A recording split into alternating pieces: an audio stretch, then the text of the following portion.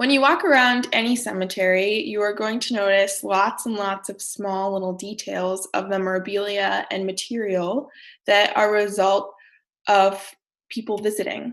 So these photographs show the different types of things that people leave behind after they visit a cemetery space. Here in Argentina, you can see flowers and crosses and lots of Christian memorabilia because of the religion. And there's a lot of connection to material that's left behind. In Japan, people leave behind sake or kombucha, which is a different type of alcoholic drink. And there's lots of incense and rituals associated with that.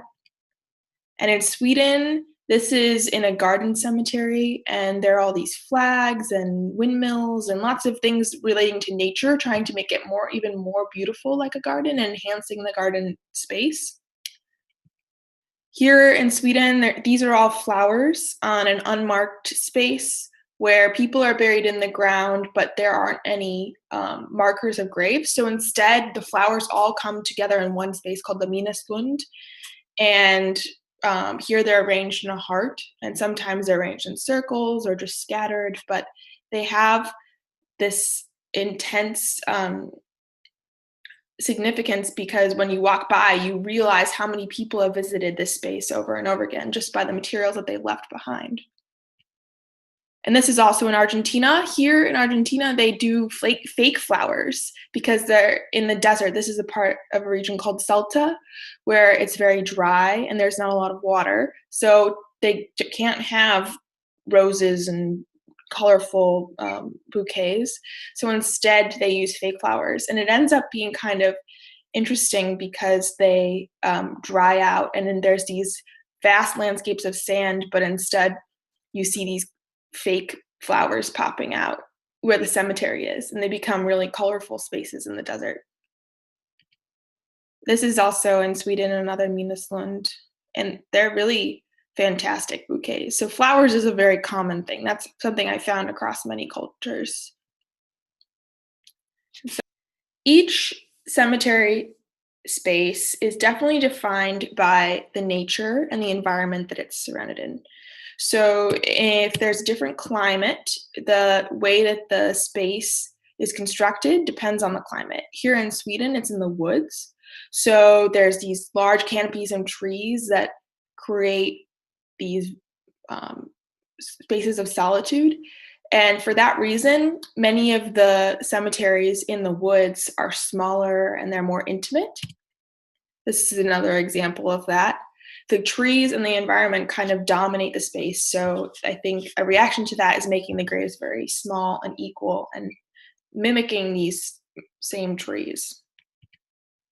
And this is in Finland. Here is a unique example of where people found boulders that were left over by the Ice Age, and they're ancient stones that have been moved around and arranged there in the woods. And when people pass away, they choose a boulder for their family and put these iron letterings attached to the boulder. So instead of like going to a mason and getting a stone made or someone fabricating it or choosing it from a catalog, people actually go to the woods and find the boulders themselves to place their thing. So it's like nature is providing its own gravestone. And the way that logistically that happens is people are cremated and their ashes are scattered around the boulder instead of being buried actually in the ground. This is another example of that. And this is in Berlin, in Weissensee, and here the leaves are falling and changing. And what's amazing to me is in Jewish culture, there is a tradition that when you go to a gravestone, you leave a little rock as a reminder that you visited. So just like how I was talking material culture, people leave behind flowers and stuff to show that they visited and show that the memory sustained. Well, here, nature is kind of doing that too. When the leaves change, they fall onto the top of the stones and in the cemetery. So when I was walking around during the fall in this particular cemetery, on top of all the stones, there were these like colorful bunches of leaves. and kind of like having um, the nature leave the stones, which is a practice that normally people would leave behind. So even the nature remembers the cycle of life and the people and history of the people buried there. This is more of those leaves. It's just a beautiful place in the fall.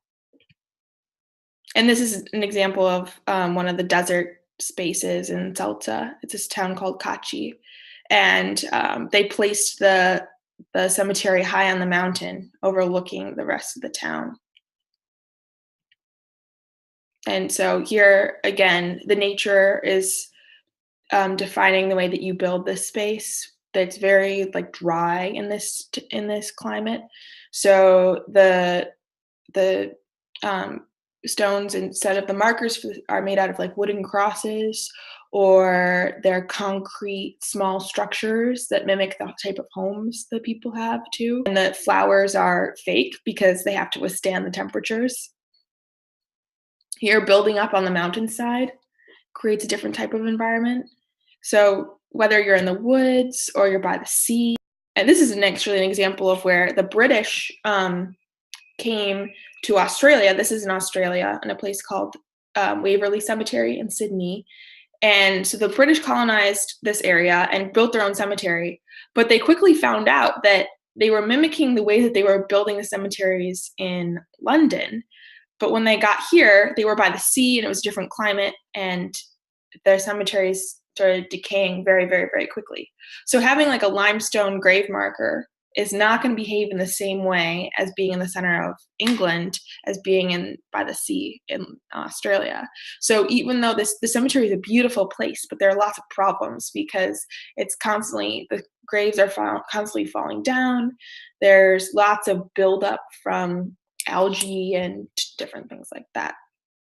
So different choices about how you make these burial spots depend on the environment.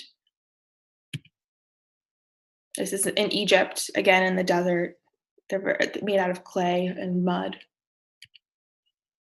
or on the mountainside in Japan, again building up and layers and tiers. You can also try to combat nature too. This is in Egypt, and this is the one of the cemeteries that are belong to the British soldiers who fought in some of the wars there. And so here you can see the contrast of these like stark apartments and the really beautifully manicured cemetery.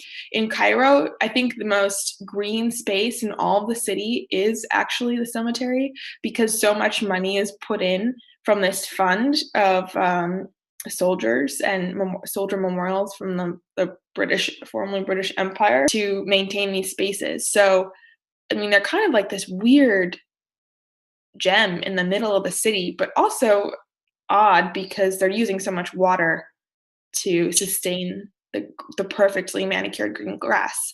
But that's a mission of the group that owns the cemeteries and tries to maintain them, because every cemetery that belongs to the same British soldiers are look the same. Like you could find the same cemetery in Berlin or England or anywhere.